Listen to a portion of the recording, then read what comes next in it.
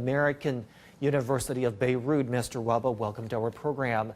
Iran's foreign minister has urged Lebanon's rivals to reach an agreement on a new president. The crisis-hit country has been without a head of state since October.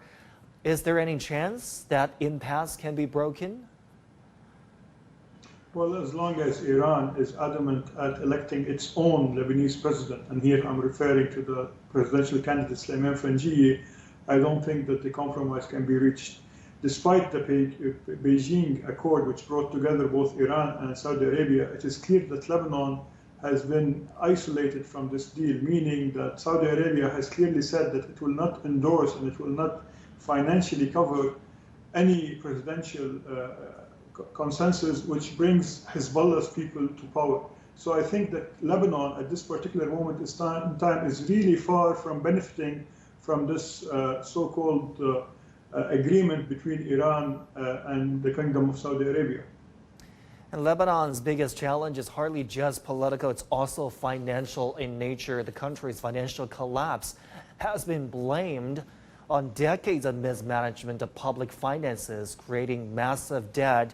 Is there a way out?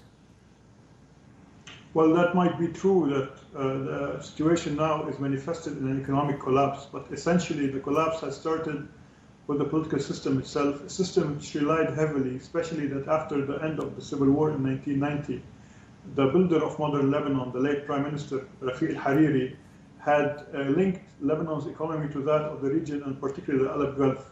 Whereas we saw that Iran's hegemony over the Lebanese political system has isolated Lebanon from its regional environment. This is why, moving forward, the only way for proper economic reform to happen is for sovereignty to be reclaimed and for the entire political body in Lebanon to start concrete structural reforms and to abide by the recommendations of the International Monetary Fund as well as the World Bank. Before these steps are completely taken, I don't think there is any chance of economic or political salvation.